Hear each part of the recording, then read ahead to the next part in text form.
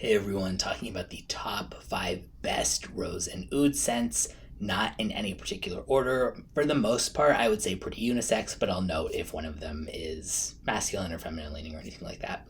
Again, not in any particular order, just going to jump right in.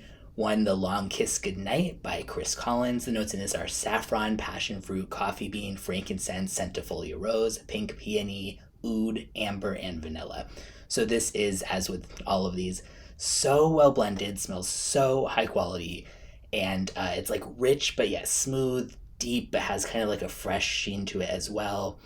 And the sweet side here is subtle, so it's like very smooth and not too sweet either in that sense, but it helps kind of lift it a little bit. Just a really nice blend of dark and light notes. Super sophisticated and elegant, and I think that would probably be pretty true about that last part for anything on this list as well. And also that most of these, including this, are less likely to smell as pungent to people around you than a lot of rose and oud scents. There's places around the world, especially in the Middle East, where the more like strong, like extreme ones are more popular. But for example, in more Western countries or like definitely in the States, if you're wearing like a really strong rose and oud scent in public that was just absolutely blasting, people would probably not think that you smelled the best. So these are nice where they have that like elegant touch to it as well.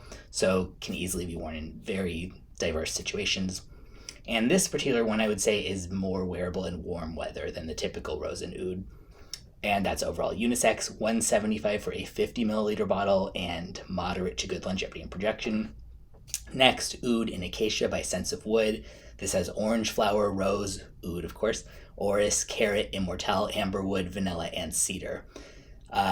This is so rich and classy, but not like stuffy or dated. And sometimes it's hard to be like classy and stuff and smell rich without coming across, stuffy and dated. At least to my nose, a lot of ones with that description would kind of end up that way. But yeah, this isn't like that. Pretty unisex, maybe leaning slightly masculine. And I think this would work for both casual and formal occasions, best for colder weather.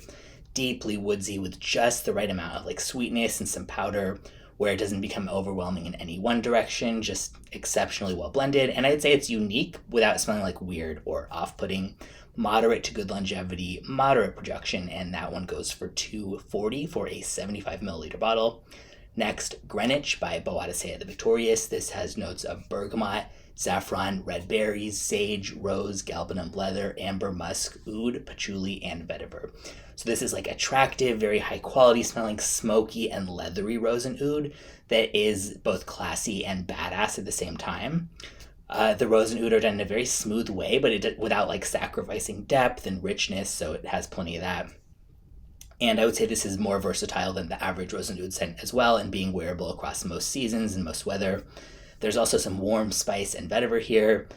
And I think this has been out for over 10 years as of recording this, and I'm surprised I don't see it talked about more because to me this is like highly, highly underrated for a rose and oud scent, just really good. And unisex leaning masculine also has good longevity and projection. Goes for $3.75 for a 100 milliliter bottle. Next, Oumma by Stephane Humbert Lucas, 777. This has notes of jasmine, rose, Peru balsam, balsam tolu, cade ashes, Burmese oud, and nagarmatha. This is a very smooth yet bold, dark rose and oud scent. There's like a rubbery leather vibe to it, which that might not be for everyone, but I personally like it, and I find this just like really captivating and alluring to smell.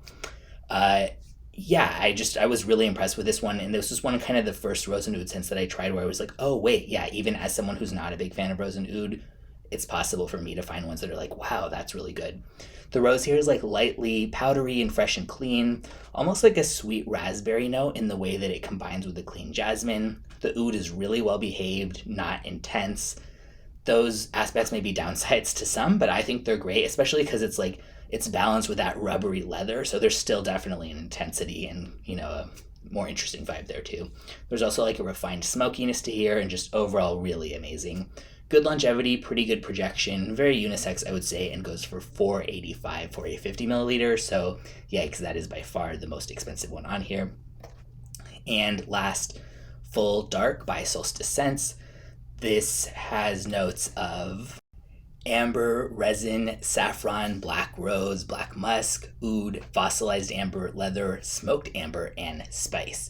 So this is like boozy, spiced, smoked, resinous, leathery, and ambery rose and oud.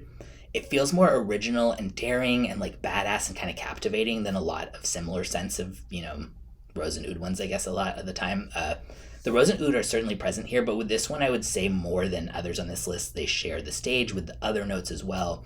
There's like a smoked tequila like vibe almost that I think adds this really like sexy accord to it, even though I don't even normally like boozy notes. Just really nice. Also, Solstice scents often get stuff out of stock and then they make new, but they're like a very small, well, compared to like niche and designer, indie fragrance house. And when stuff gets out of stock, then they'll kind of not have it on the site for a while until they make more batches. So this may or may not be there. I'll link for any of these where you can get it in the description, but you can always contact them and ask when it's coming back if it's not, for a bottle or sample.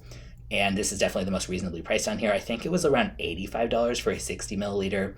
Moderate to good longevity, moderate projection, pretty unisex, maybe leaning a tiny bit more feminine than the other ones on this list, but overall very easily unisex.